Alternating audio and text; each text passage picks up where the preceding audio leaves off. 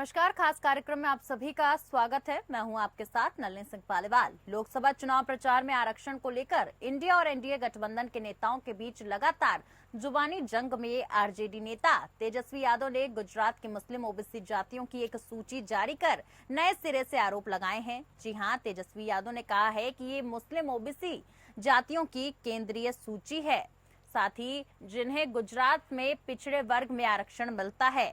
ऐसे में उन्होंने कहा कि ये उसी गुजरात में जहां नरेंद्र मोदी जी 13 वर्षों तक सीएम रहे हैं। ये जानकारी प्रधानमंत्री के साथ साथ गोदी मीडिया के अज्ञानियों के लिए भी है, जो केवल व्हाट्सएप ज्ञान के आधार पर आजकल न्यूज पढ़ते हैं, साथ ही इंटरव्यू करते हैं और भ्रम और नफरत एवं अफवाहें फैलाते हैं। ये लोग नहीं जानते कि हमारे संविधान में आरक्षण का आधार धर्म नहीं बल्कि सामाजिक पिछड़ापन है। तेजस्वी यादव का यह आरोप ऐसे समय में आया है जब बीजेपी के तमाम नेता चुनावी रैलियों में लगातार मंच से आरोप लगा रहे हैं कि इंडिया गठबंधन की सरकार बनी तो ओबीसी का आरक्षण छीनकर मुस्लिमों को दे दिया जाएगा।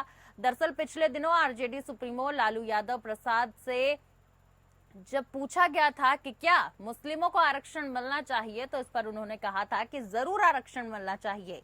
लालू यादव का ये बयान आने के बाद से प्रधानमंत्री नरेंद्र मोदी, केंद्रीय गृह मंत्री अमित शाह समेत तमाम बीजेपी के नेता चुनावी रैलियों में इस मुद्दे को जोर शोर से उठा रहे हैं। हालांकि बीजेपी की ओर से ये मुद्दा लपकने के बाद लालू प्रसाद यादव ने अपने बयान पर स्पष्टीकरण देते हुए कहा था कि संविधान के दायरे में रहकर मुस्लिमों को जो भी आरक्षण का लाभ दिया जा सकता है वो उसकी बात कर रहे थे। हालांकि लालू का स्पष्टीकरण आने के बाद भी बीजेपी के तमाम नेता इस मुद्दे को लगातार उठाने में लगे हुए हैं। बता दूं कि केंद्रीय गृह मंत्री अमित शाह ने कहा है कि मुस्लिम आरक्षण का विरोध और यूसीसी की बात करना धर्म आधारित प्रचार है, तो हम करते रहेंगे। उन्होंने विपक्ष की ओर से निर्वाचन आयोग की आलोचना को अपनी होने वाली शिकस्त को छिपाने की चाल बताया है। तो उन्होंने एक इंटरव्यू में ये भी कहा है कि केंद्रीय गृह मंत्री ने दावा किया है कि लोकसभा चुनाव में प्रधानमंत्री नरेंद्र मोदी को मिल रहे सकारात्मक जनादेश की बदौलत ही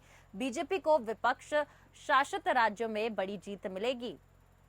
बता दें कि बीजेपी की ओर से दिए गए अब की बार 400 पार के नारे पर लालू यादव समेत इंडिया गठबंधन के तमाम नेताओं ने सवाल उठाया था। कहा गया कि अगर बीजेपी और एनडीए को 400 सीटें आती हैं तो ये लोग बाबा भीमराव अंबेडकर का बनाया हुआ संविधान बदल देंगे। हालांकि प्रधानमंत्री नरेंद्र मोदी इस पर स्पष्ट तौर पर कह चुके हैं कि अगर खुद भीमराव अंबेडकर भी दोबारा धरती पर आ जाएं तो भी संविधान को नहीं बदल सकते हैं। इसके बाद भी विपक्षी दल संविधान बदलने की बात को जोर शोर से उठा रहे हैं। इसके जवाब में बीजेपी समेत एनडीए गठबंधन के तमाम नेता आरोप लगाने लगे हैं कि अगर इंडिया गठबंधन की सरकार बनी तो वो ओबीसी का आरक्षण छीनकर मुस्लिमों को दे देंगे। ऐसे में वहीं कर्नाटक से उठा मुस्लिम आरक्षण का मुद्दा राजस्थान तक जा पहुंचा है। जी हां, राजस्थान के सामाजिक न्याय मंत्री अविनाश गहलोत ने कहा कि प्रदेश में कांग्रेस सरकार के दौरान जिन 14 मुस्लिम जातियों को ओबीसी श्रेणी में आरक्षण दिया गया था उसकी जल्द ही समीक्षा की जाएगी। यानी कि अब ये पूरा मुद्दा राष्ट्र स्तर पर बहुत ज्यादा गर्मा गया है।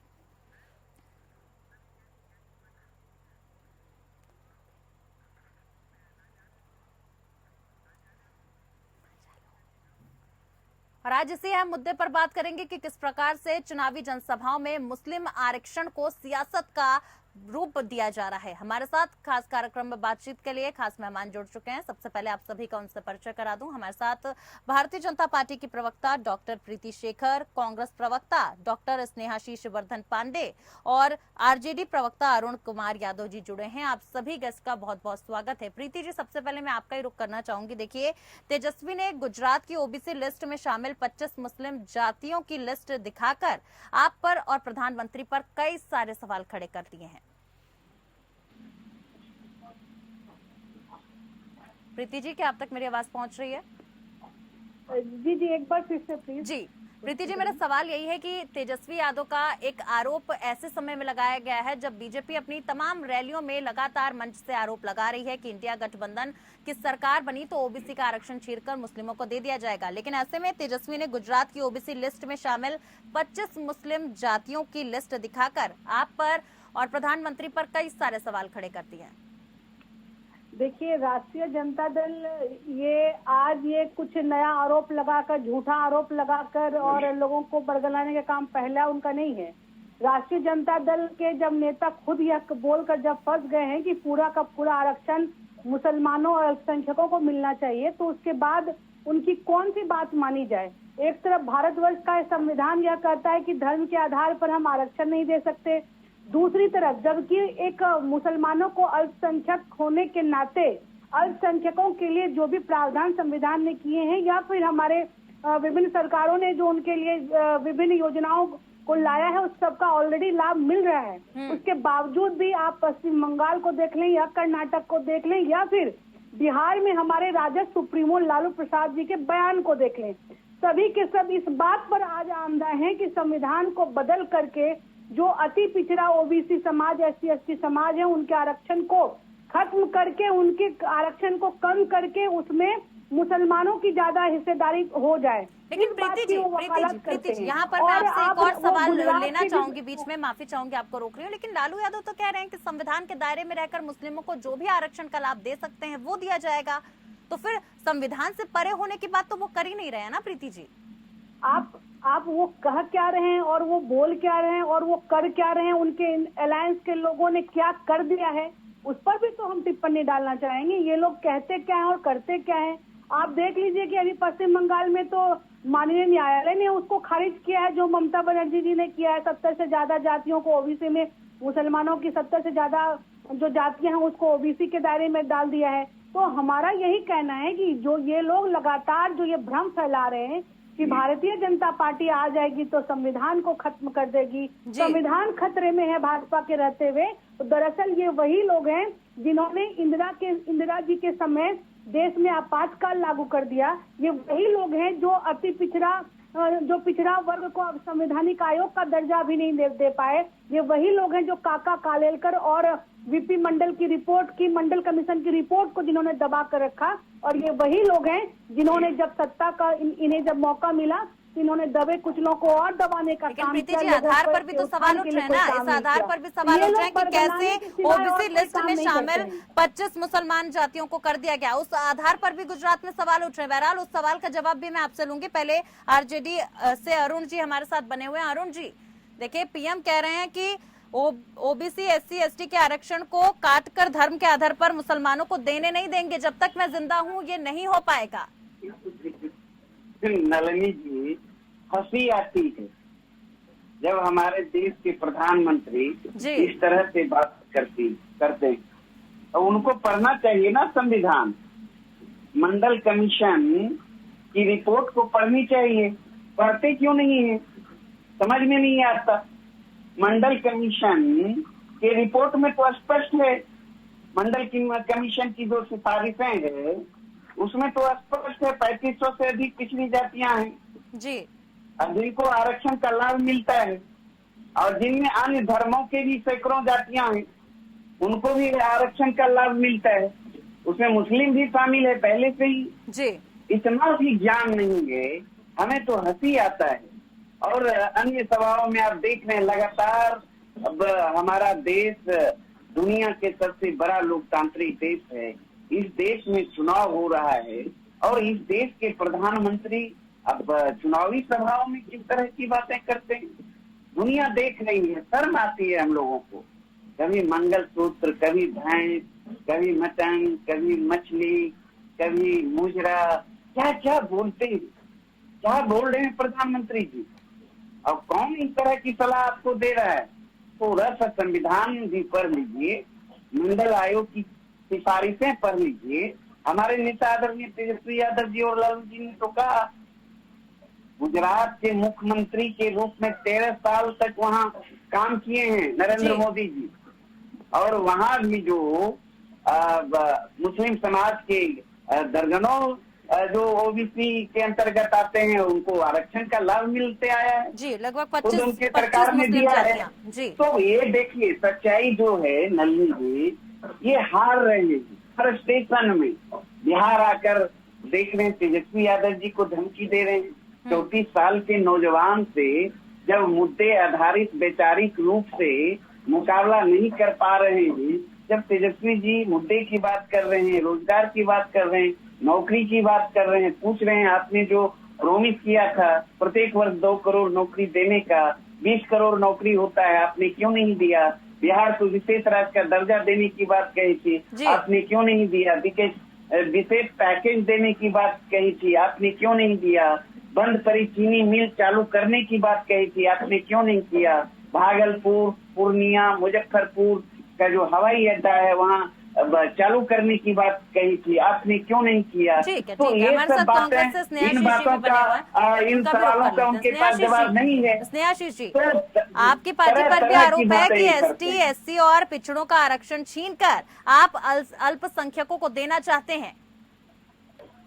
चलिए, कम से कम प्रधानमंत्री जी अब अल्पसंख्यकों की बातें तो कर रहे हैं और दलित पिछड़ों की तो बातें कर रहे हैं। नहीं तो इस देश में आरक्षण की समीक्षा करवाने वाले लोग, RSS के साथ बैठने वाले लोग अगर इस तरीके की बातें कर रहे हैं तो कम से कम देश में कुछ तो विकास पे चर्चाएं हो रही है। नहीं तो इस चुनाव को तो उन्होंने भाषाई स्तर पर इतना दूषित कर दिया है कि हम लोगों को शर्म आती है ये बताने में कि देश के प्रधानमंत्री ने आज कौन से शब्द का इस्तेमाल किया है। तो ऐसे में कम से कम मुद्दों पे बातचीत हो रही है, विकास के मुद्दों पे बातचीत हो और रोजगार देने के लिए हिस्सेदारी की बात हो। तो हमारे, क्योंकि राहुल गांधी जी ने हिस्सेदारी न्याय की बात कर दी तो मोदी जी अब इसमें पिछड़ने लगे थे। तो मोदी जी के साथ समस्याएं बड़ी है। कॉपी कैट एक शब्द होता है, कॉपी कैट वाली स्थिति हो गई है उनकी। वो समझ नहीं पा रहे हैं कि किन मुद्दों पे इंडिया अलायंस को घेरा जाए। तो इसलिए जब पहले हम लोग जो फील्ड सेट कर रहे हैं उसी पे वो बैटिंग शुरू कर दे रहे हैं और वो उसमें से अपने आयोग के बनाए हुए चेयरमैन को भी उसमें शामिल कर रहे हैं। अब तो मान लीजिए कि सारी चीजें ED, CBI सब कुछ मिलाने के बाद भी अब आयोग के चेयरमैन को भी इस्तेमाल कर रहे हैं कि पिछड़ा आयोग के चेयरमैन कुछ बयान दे दे, दलित जो SC, ST आयोग है उसके चेयरमैन कुछ जवाब दे दे। तो निश्चित तौर पे ये चीजें हो गई हैं और वो बौखलाए हुए हैं। हम लोगों ने देश के विकास के लिए काम किया। आज देश के पहले प्रधानमंत्री जवाहरलाल नेहरू जी की 60वीं पुण्यतिथि है और इस 60वीं पुण्यतिथि पे हम लोग ने ये चीज कहा कि कम से कम प्रधानमंत्री जी मुद्दों पे बातचीत करने लगे। ये कम से कम इस चुनाव की सबसे बड़ी जीत है। नहीं तो अभी तक तो हकीकत है, अरुण भाई बोल रहे थे कि मटन, मुजरा, मंगलसूत्र, इन्हीं सब मुद्दों पे ये चुनाव टिका हुआ था। हम लोगों ने स्टार्टिंग पे क्या कहा कि 30 लाख सरकारी नौकरियों को भरेंगे, किसानों की आय पे काम करेंगे, MSP देंगे, कर्ज माफी करेंगे, महिलाओं को 1 लाख रुपए देंगे, पहली नौकरी पक्की करेंगे अप्रेंटिसशिप के तहत। और इस तरीके के मुद्दों पे हमने चुनाव लड़ा। लेकिन प्रधानमंत्री जी की भाषाई स्तर, अभी तो बोल रहे थे मुसलमानों को आरक्षण, कम से कम अब अल्पसंख्यक बोलने लगे, ये एक अच्छी बात हुई। नहीं तो इन्हें संविधान का भी ज्ञान नहीं है। जिस संविधान की शपथ लेके बैठे हैं प्रधानमंत्री जी उस पद पर, उस संविधान को भी इन्होंने नहीं पढ़ा है। प्रीति जी, मैं आपसे जवाब चाहूंगी, आखिर किस आधार पर गुजरात में आप लोगों ने 25 मुस्लिम जातियों को OBC में शामिल किया? वो कौन सा आधार था? अगर जातीय आधार नहीं था तो कौन सा आधार था? क्योंकि आप लगातार ये बात कह रहे हैं कि अगर मुस्लिमों को आरक्षण मिलेगा भी देश में तो जाति के आधार पर नहीं मिलेगा। देखिए, ये अब मैंने पहले ही कहा कि हमारे डॉक्टर भीमराव अंबेडकर जी ने देश का जो संविधान निर्माण किया तो उन्होंने धर्म के आधार पर किसी भी प्रकार के आरक्षण की बात नहीं कही। लेकिन अभी जितने भी मुसलमानों को, चाहे सवर्ण जो आर्थिक रूप से जो विपन्न जो लोग सवर्ण हैं, उनको चाहे 10% का लाभ मिलता हो। प्रीति जी, लगातार प्रधानमंत्री सबका साथ सबके विकास की बात करते हैं, तो अगर आरक्षण मिल रहा है, उसी पर मैं आना चाहूंगी, मैं उसी पर जुड़ा सवाल लेना चाहूंगी कि अगर आरक्षण मिल रहा है तो तकलीफ क्या है? लोगों का भला हो रहा है ना, अल्पसंख्यकों का भला हो रहा है। देखिए, यहाँ पर किसी भी दबे कुचलों को, जरूरतमंदों को आरक्षण मिले, ये आपत्ति इस बात पर नहीं है।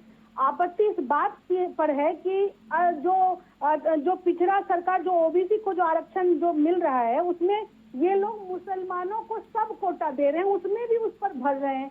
और जो केंद्रीय सूची में शामिल नहीं है उन मुसलमानों की, उन जातियों को भी उसमें सम्मिलित करने की साजिश कर रहे हैं। अरे ऑलरेडी सवर्ण जो आरक्षण है 10% का, उसमें मुसलमानों को लाभ, तो वही तो पूछ रही हूँ ना प्रीति जी, सवाल वही पूछ रही हूँ कि 25 मुसलमान जातियों को OBC में शामिल किया गया, OBC की लिस्ट में गुजरात में शामिल किया गया, तो गुजरात के लिए अलग रूल रहेगा, देश के लिए अलग रूल रहेगा कि आखिर देश में और गुजरात में अलग अलग नियम क्यों?